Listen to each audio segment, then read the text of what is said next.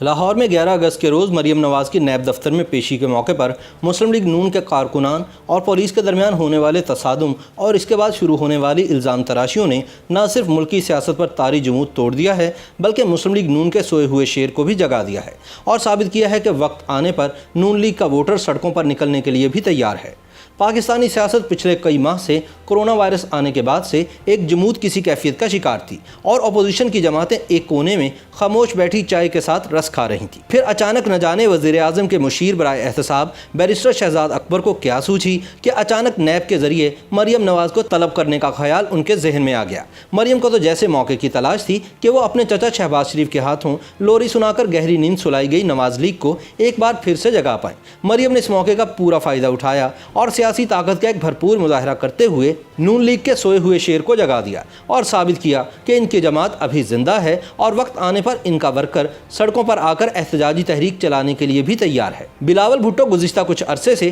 Opposition کی سیاست میں ہلچل پیدا کرنے کی کوششیں تو کر رہے تھے، لیکن اس دوران سیاسی مبصرین نون لیگ کے صدر شہباز شریف پر سیاسی طور پر غیر متحرک ہونے کا الزام عائد کرتے دکھائی دے رہے تھے۔ شاید یہی وجہ ہے کہ پاکستان میں گزشتہ چند مہینوں سے سیاسی افق پر اپوزیشن کی سرگرمیاں ماند نظر آ رہی تھیں۔ بعض ناقدین اور سیاسی مبصرین کا یہ تک کہنا تھا کہ نون لیگ کے رہنماؤں نے لب سی لیے ہیں اور کہا جانے لگا تھا کہ حزب اختلاف کی جماعتوں کی سیاست ختم ہو چکی ہے اور یہ کہ اگلے 6 ماہ میں اپوزیشن کی جانب سے بڑی احتجاجی تحریک چلنے کا امکان نظر نہیں آ رہا۔ یہ بھی کہا جا رہا تھا کہ نون لیگ کا ووٹر احتجاجی مہم یا دھرنوں کا قائل نہیں، کیونکہ اس کی نون لیگ سے محبت ووٹ کی حد تک محدود ہے، وہ جیل جانے یا پولیس کے ڈنڈے کھانے والا مزاج نہیں رکھتا۔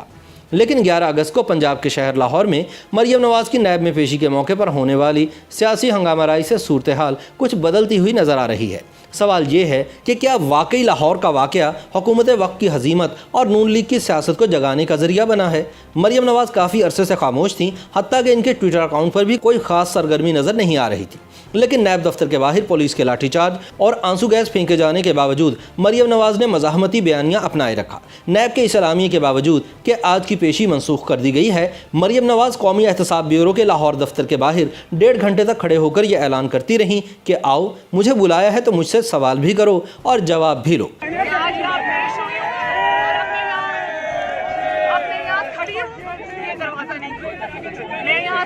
مجھے یہ میسیجز مل رہے ہیں نیب کی جانب سے کہ آپ واپس جائیں، میں یہاں کھڑی ہوں۔ آج اگر جھوٹے الزاموں میں مجھے بلایا تو میرے جواب سنو، میں یہاں کھڑی ہوں، دروازہ کھولو، میرے جواب سنو، اور اب سوال کیا ہے تو جواب سننے کا حوصلہ رکھو۔ حالانکہ سوال کا جواب وہاں دیا جاتا ہے جب سوال کرنے والے کا کوئی کردار ہو، لیکن میں پھر بھی جواب دینے آئی ہوں۔ آج جواب دیے بغیر جاؤں گی نہیں، جواب جب نیب کی جانب سے کوئی جواب نہ ملا تو مریم نواز نے ایک پریس کانفرنس کرنے کا فیصلہ کیا، حالانکہ شہباز شریف قطعاً ایسا نہیں چاہتے تھے۔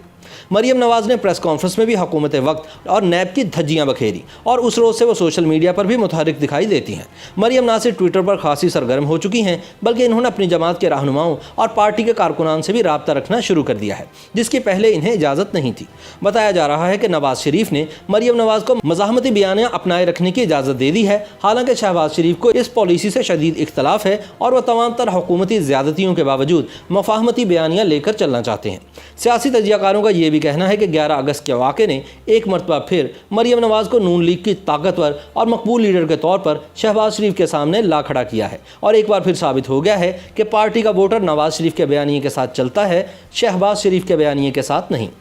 مریم نواز کے قریبی ساتھیوں کا کہنا ہے کہ جس بہادری اور جرأت مندی سے وہ پولیس کی طرف سے پتھروں کی بارش کے دوران ڈٹی رہیں، اس نے نون لیگ کے کارکنان کو بھی حوصلہ اور ہمت دی۔ مریم نواز ٹویٹر پر زخمی کارکنان کا شکریہ ادا کرنے کے ساتھ ساتھ ایسی ویڈیوز اور تصاویر بھی شیئر کر رہی ہیں جن میں وہ خود پر ہونے والے حملے کی تفصیلات بتا رہی ہیں۔ مریم کے پرسنل سیکرٹری ذیشان ملک کا کہنا تھا کہ آپ گاڑی کی حالت کو دیکھ کر اندازہ لگا سکتے ہیں کہ اس کو ہونے والا نقصان پتھر سے نہیں ہو سکتا، کوئی تو ایسی چیز ماری گئی ہے جس نے اس کی یہ حالت کی ہے، آپ اسے گولی بھی کہہ سکتے ہیں۔ انہوں نے کہا کہ مریم نواز کو پولیس کی جانب سے دانستہ طور پر جسمانی نقصان پہنچانے کی کوشش کی گئی اور اگر گاڑی بلٹ پروف نہ ہوتی تو کچھ بھی ہو سکتا تھا۔ یاد رہے مریم نواز کی نیب پیشی کے موقع پر ہونے والی ہنگامہ آرائی کا الزام نیب کی جانب سے مریم نواز اور مسلم لیگ نون کے کارکنوں پر لگایا گیا ہے۔ जिसकी न सिर्फ FIR दर्ज कर ली गई है बल्कि 5 दर्जन से ज़ायद कारकुनों को गिरफ्तार करके 14 रोज़ के लिए हवालात भी भेज दिया गया है। ताहम मुस्लिम लीग नून इस तसादुम का इल्ज़ाम पुलिस पर आयद करती है और इस सिलसिले में मरियम नवाज़ के शौहर कैप्टन रिटायर्ड सफदर ने